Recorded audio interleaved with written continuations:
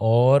اس کے اندر بھی اللہ تعالیٰ یہی آپ کو سمجھانے کی کوشش کر رہے ہیں کہ بھائی بار بار اس طرح کی سچویشنز آئیں گی، لیکن اگر آپ رائٹ پہ کھڑے ہوئے، آپ خدا کا پیغام لے کے اگر کھڑے ہوئے تو آپ کو سوچنا نہیں ہے، ڈرنا ہی ہے۔ اے لوگوں جو ایمان لائے ہو، یاد کرو اللہ کے اس احسان کو جو ابھی ابھی اس نے تم پر کیا ہے۔ جب یہ آرمیز تم پر چڑھائیں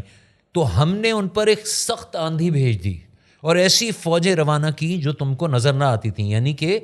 اگین پچھلے سچویشن میں ہم نے دیکھا کہ اللہ تعالیٰ فرشتوں کا ذکر کیا، ٹھیک ہے نا۔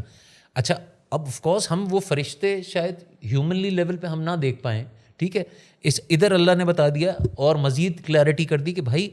ایک سخت آندھی، یعنی کہ اب وہ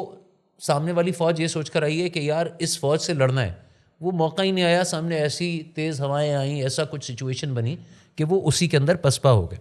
اللہ تعالیٰ وہ سب کچھ دیکھ رہے تھے جو تم لوگ اس وقت کر رہے تھے۔ جب دشمن اوپر سے نیچے سے تم پر چڑھائے، جب خوف کے مارے سارے لوگوں کی آنکھیں پتھرا گئیں، کلیجے منہ کو آ گئے، تم لوگ اللہ کے بارے میں طرح طرح کے گمان کر رہے تھے، پتہ نہیں اللہ تعالیٰ ہماری ہیلپ کرے، ہم نے غلط اس میں ڈال دیا، تو اللہ تعالیٰ کہہ رہے تم لوگ طرح طرح کے گمان کرنے لگتے۔ اس وقت ایمان لانے والے خوب آزمائے گئے اور بری طرح جو اینٹی لوگ تھے ان کو مار گرایا گیا۔ یاد کرو وہ وقت جب منافقین اور وہ سب لوگ جن کے دلوں میں روگ تھا صاف صاف کہہ رہے تھے اللہ اور اس کے رسول صلی اللہ علیہ وسلم نے جو وعدے ہم سے کیے تھے وہ نعوذ باللہ فریب کے سوا کچھ نہیں تھا۔ اب یہ دیکھو جو اندر سے وہ ہوتا ہے نا کہ منافقین ہمارے آپ کی طرح کے لوگ ہیں اور ہمارے آپس میں ہی گھوم رہے ہیں۔ اب کیسے آئیڈینٹیفائی ہوئے اس رش میں کہ وہ شک کر رہے ہیں یار ہم نے غلط تو نہیں ان کے ساتھ دے دیا، اس طرح کی باتیں کر رہے ہیں۔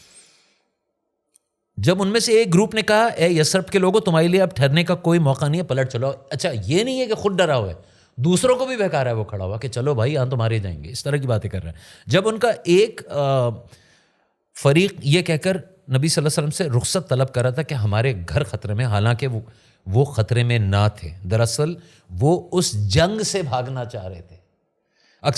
اگر شہر کے سراؤنڈنگ سے دشمن گھسائے ہوتے اس وقت انہیں فتنے کی طرف دعوت دی جاتی تو یہ اس میں خوشی خوشی چلے آتے اور مشکل ہی سے انہیں اس فتنے کے اندر شریک ہونے میں کوئی روک سکتا تھا۔ ان لوگوں نے اس سے پہلے اللہ سے عہد کیا تھا کہ یہ لوگ پیٹ نہیں پھیریں گے، پیٹ نہیں دکھائیں گے، ہمیشہ ساتھ دیں گے، اور اللہ سے کیے ہوئے وعدے کی کویسچن تو ہونا ہے، بچنے تو نوالے والی ہیں۔ اے نبی صلی اللہ علیہ وسلم ان سے کہو اگر تم موت یا قتل سے بھاگو تو یہ بھاگنا تمہارے لیے کوئی بھی فائدہ مند کچھ بھی فائدہ نہیں دے گا، اس کے بعد زندگی کے مزے لوٹنے کا تھوڑا ہی موقع مل پائے گا۔ ان سے کہو کون ہے جو تمہیں اللہ سے بچا سکے گا اگر وہ تمہیں نقصان پہنچانا چاہے، اور کون اس کی رحمت کو روک پائے گا اگر وہ تم پر مہربانی کرنا چاہے۔ اللہ کے مقابلے میں تو یہ لوگ کوئی حامی کوئی مددگار نہیں پا سکتے۔ اللہ